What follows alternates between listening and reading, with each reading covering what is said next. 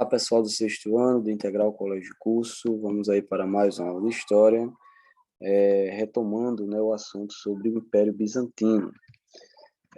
Antes de mais nada, temos que entender que o Império Bizantino ele vai surgir aí da crise do Império Romano do Ocidente, tá certo? Como é que esse Império Romano do Ocidente ele vai entrar em crise? Com o surgimento do cristianismo, tá certo? Inclusive o imperador Constantino, ele vai se converter ao cristianismo, né? E vai tornar o cristianismo, outros imperadores vão tornar o cristianismo como religião oficial. Então, esse surgimento vai se expandindo, né? O cristianismo vai mexendo ali com as bases do Império Romano, porque o Império Romano tinha a religião politeísta, as camadas populares, e depois uma boa parte da elite vai se convertendo a essa nova religião até chegar à sua oficialidade. Vamos ter também a questão da divisão desse império a partir dessas invasões germânicas, tá certo? E o império vai ser dividido em dois, né? E com a intensificação dessas invasões, o Império Romano do Ocidente vai chegar ao fim em 476, lá com a tomada de Ravenna. E aí, o Império Bizantino já tinha, né, algumas estruturas, né, principalmente porque vai ser fundada a cidade de Constantinopla. Constantinopla era uma antiga colônia grega, né, que era chamada de Bizâncio, por isso o nome do Império Bizantino é bizantino, por causa dessa antiga colônia grega, né, que foi fundada aí no mesmo lugar, né, que Constantinopla. Constantinopla tem esse nome por causa do imperador Constantino, que foi quem a fundou, tá certo?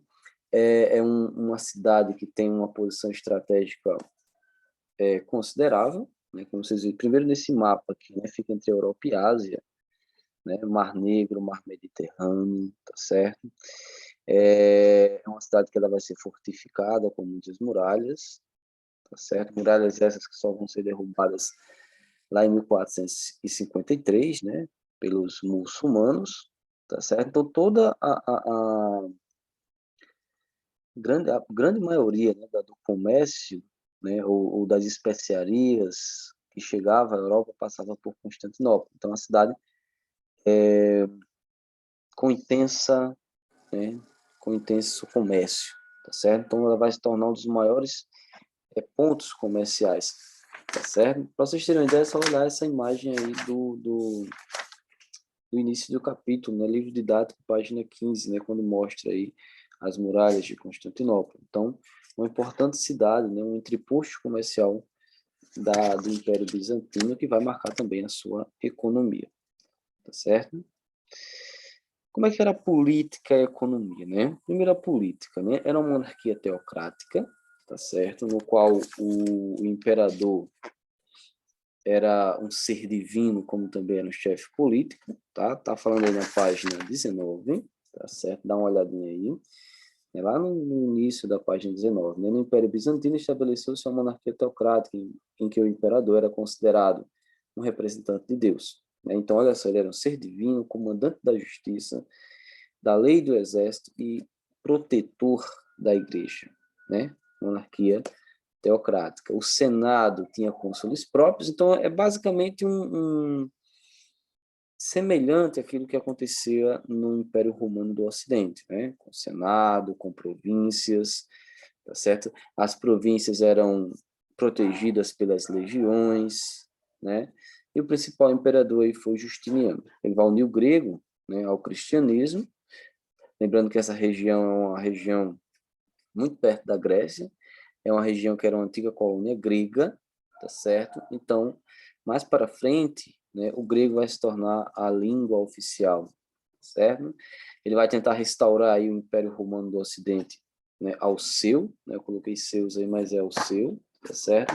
É só vocês dar uma olhadinha aí na página 20 do livro, né, onde é que tem aí a expansão do imperador Justiniano, né? Ele vai para o norte da África, conquista, né, uma parte, vai lá nos reinos dos visigodos, conquista uma parte da Península Ibérica, uma parte da Itália. Então, ele ele tentou, né, ele fez uma grande expansão, porém, com a morte dele, essa expansão vai acabar. E aí ele vai gastar muito, né, muito dinheiro com essa expansão, vai aumentar os impostos, e aí acontece a revolta de Nica, né, que vai aí protestar, né, contra os grandes gastos do imperador Justiniano, tá certo? Ele está falando sobre a revolta de Nica na página 20, tá certo? Ó, os gastos do imperador nas guerras de conquista geraram descontentamento, abaixo do mapa, tá? Na população de Constantinopla, que foi obrigada a pagar impostos mais elevados. A manifestação popular mais conhecida foi denominada Revolta ou Sedição de Nica, e ocorreu em 532. Esse movimento iniciou-se no hipódromo durante corridas de cavalos, com as torcidas divididas entre azuis, que apoiavam o governo, e verdes revoltosos, gritando vitória, porque deu empate, né? E aí o imperador acaba optando, lógico, por seus aliados. E aí os verdes, né, que eram os revoltosos, se revoltaram contra o imperador, certo? E aí tem uma passagem importante, né? Abaixo da imagem aí, tem umas letrinhas bem pequenininhas. Então, ó, Teodora, mulher de origem humilde, tornou-se a imperatriz ao se casar com Justiniano. Participou ativamente, tal, aí, aqui, ela fala, né, durante a revolta. Se queres fugir, César, faça-o. Quanto a mim, ficarei e lutarei. Pois a cor púrpura é mais digna das mortalhas. Diante da reação da esposa, Justiniano teria ficado e vencido a revolta. Ele se fortalece ainda mais, né? Essa revolta matou milhares e milhares de pessoas por causa da contrapartida violenta, né, do imperador Justiniano, certo? Na economia vai destacar-se o grande comércio, isso aí já vai estar falando na página 20, 21, tá certo? Grande comércio, né, nos dois parágrafos da página 21. Grande comércio, produção agrícola, extração de ouro, né, e aí eram trocados, né, por marfim, por especiaria e pedras preciosas na África, na Ásia, tá certo? E em parte ali do Oriente também, tá certo? Como é que era a cultura e sociedade, né? Por ser um entreposto comercial, por ter muito comércio, Constantinopla, ou Império Bizantino, né?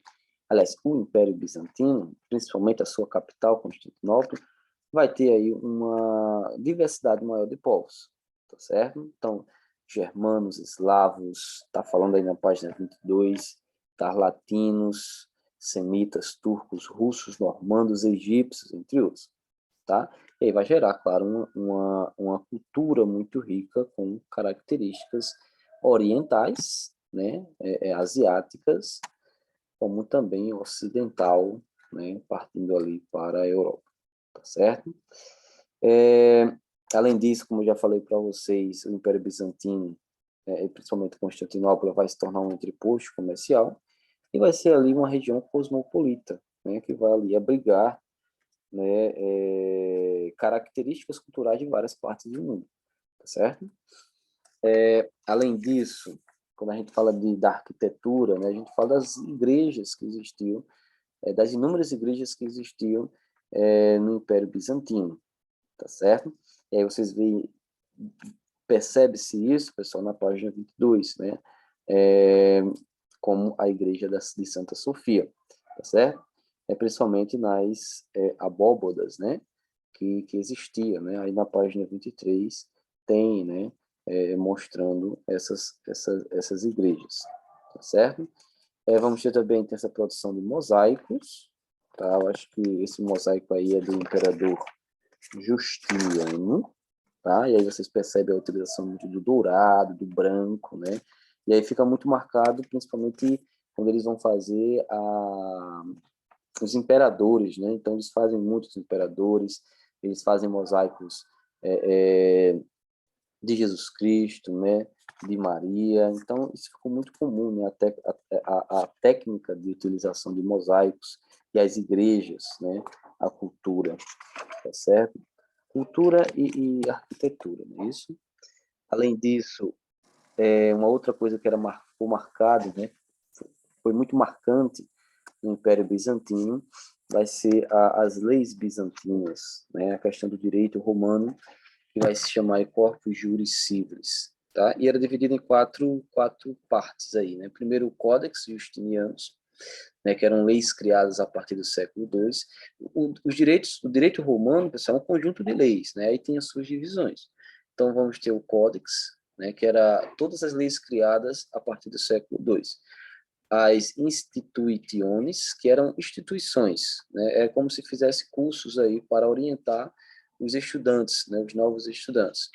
O digesto, né, que eram as principais leis e decisões desses juristas, tá? Então tinha ali leis mais, não mais, talvez mais importantes, né, que eram mais utilizadas, né? Como é que o juiz ia decidir, como é que o juiz ia fazer suas decisões. Então tinha todos esses ensinamentos. E tinha também as novelae, que eram as novas leis criadas dentro desse código aí, tá? Então, o direito romano era um conjunto de leis, né, que foram agrupadas, tá, nesse código, tá certo? E aí também temos a religião, tá, que vai estar falando aí dela na página 25, fala sobre 24 e 25, né? Na página 24, né, fala que os bizantinos, no decorrer da vida, estavam ligados a rituais religiosos, né? Então, tinham muitos rituais. Aqui, no caso, né, na página 24, nessa parte azul, está falando de um dos rituais, né? Ó, após o nascimento de um filho, pais e outros familiares seguiam um cortejo até o templo ortodoxo, onde a criança seria banhada 3 vezes nas águas da pia batismal. Nesse momento, ela recebia um nome e era então apresentada ao conselho de patriarcas. Os casamentos eram realizados na presença do patriarca, quando os noivos trocavam alianças, né? Alguns rituais de batismo, de casamento, os funerais, por sua vez, e de morte, né? Batismo, casamento e morte. Os funerais, por sua vez, eram rituais divididos em duas partes. Na primeira, o falecido disposto em sua cama, né, deitado, voltado para Jerusalém, e com o ícone que o protegeria até a outra vida, era exibido à família ao redor da cama. Passavam os familiares chorando e lamentando a perda do ente querido. Após as despedidas, o corpo era conduzido ao cemitério e sepultado. E os homens passavam a noite vigiando o túmulo para impedir que maus espíritos impedissem a chegada da alma do falecido ao outro mundo. Então, algumas diferenças, né, de rituais que existiam aí entre a igreja bizantina e a igreja romana, né, no caso, a igreja de Roma, né? E aí vai acontecer outras diferenças, por exemplo, vai acontecer um movimento iconoclasta, né? Grande parte dos fiéis bizantinos, eles passaram a criticar a utilização de imagens, né? Então, eles desejavam proibir o culto de ícones e imagens de Cristo e de santos. Então, pessoas vão invadir, por exemplo, igrejas e vão quebrar imagens de santos e de Jesus Cristo, porque eles achavam que era proibido, tá? Tá falando da página 25, né? Os iconoclastas defendiam que nada produzido por mãos humanas poderia representar as santidades e muito menos ser objeto de adoração. Isso vai gerar muita confusão entre as duas igrejas, tá certo? Vamos ter o grupo dos monofisistas, né? Eles negavam a Santíssima Trindade. O que é que eles achavam?